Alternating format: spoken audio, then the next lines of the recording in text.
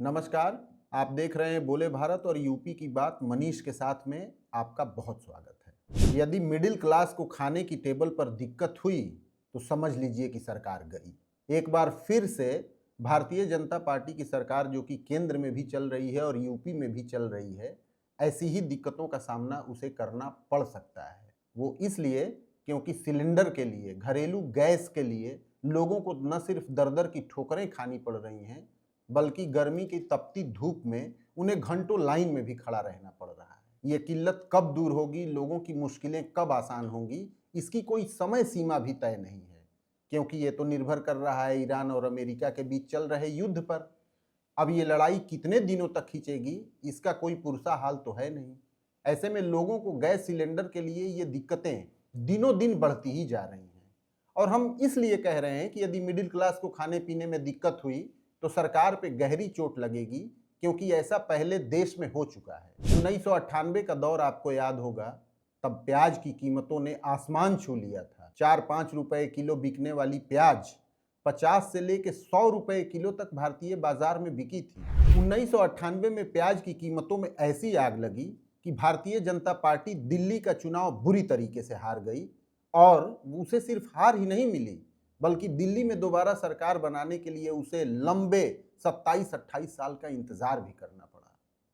उस समय एक गाना, भोजपुरी गीत बहुत लोकप्रिय हुआ था। मनोज तिवारी मृदुल, जो दिल्ली से ही भारतीय जनता पार्टी के सांसद हैं और भोजपुरी इंडस्ट्री में उन्होंने बहुत नाम कमाया, तब वो भाजपा में नहीं थे, और उन्होंने तंज करते हुए ये गाया था, अब का सलाद खाइब पियजिया अनार हो गईल, वाह रे अटल चाचा निमकिया पमार हो गई। यानी कि अब प्याज क्या खाएं, वो तो अनार के बराबर उसकी कीमतें पहुंच गईं।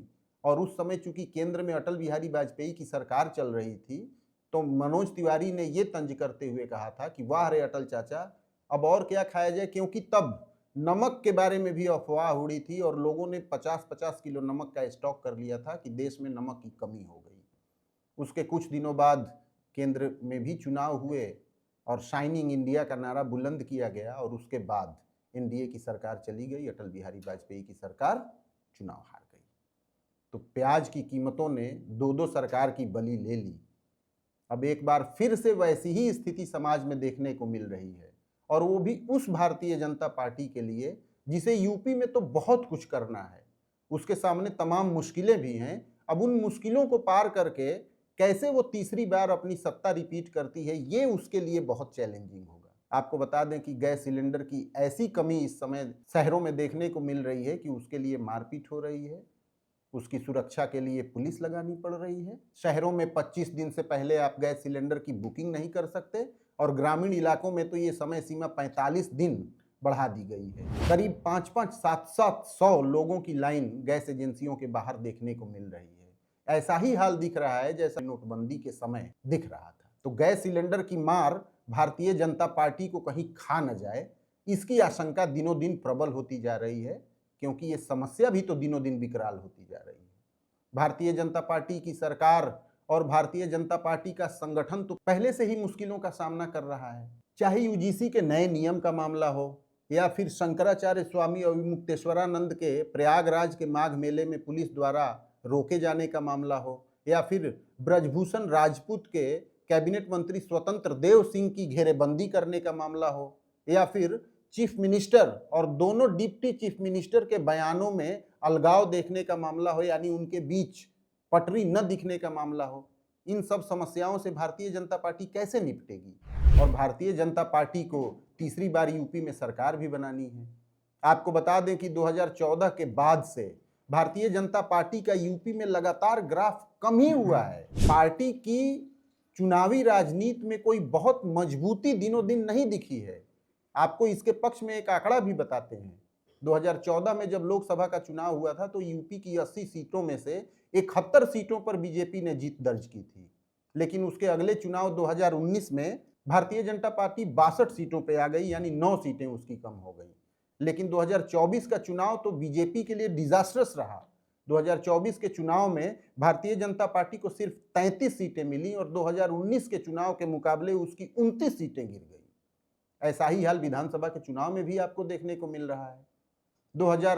17 में जब भारतीय जनता पार्टी ने प्रचंड बहुमत की सरकार बनाई थी तब उसे 403 में से 312 सीटों पर जीत मिली थी, लेकिन 5 साल बाद 2022 में उसकी 57 सीटें कम हो गई और भाजपा को सिर्फ 255 सीटें ही मिली। तो कितनी बड़ी चुनौती है उस पार्टी के सामने जिसका लोकसभा और विधानसभा के चुनाव में लगातार ग्राफ गिर रहा है। संगठन में एका नहीं है। पंकज चौधरी को प्रदेश अध्यक्ष बनाया गया है, लेकिन अभी उनकी पूरी कोर टीम सामने नहीं आ पाई है। तो ऐसे में गैस सिलेंडर की कमी ने तो कोढ़ में खाद जैसे ही हालात पैदा कर दिए हैं। तो अब भाजपा और भाजपा की सरकार के सामने कितनी बड़ी चुनौती है कि वो इस समस्या से उबर पाए, वो भी तब जब इतिहास इस बात का गवाह है कि आम जीवन में खाने पीने को लेकर यदि मुश्किलें बढ़ीं तो सरकारों को इसका बहुत बड़ा भुगतान करना पड़ता है। अब ये भारतीय जनता पार्टी को सोचना होगा और उसके आला कमान को सोचना होगा कि इस समस्या का हल कैसे निकाला जाए, लेकिन उसके हाथ में भी तो बहुत कुछ नहीं है।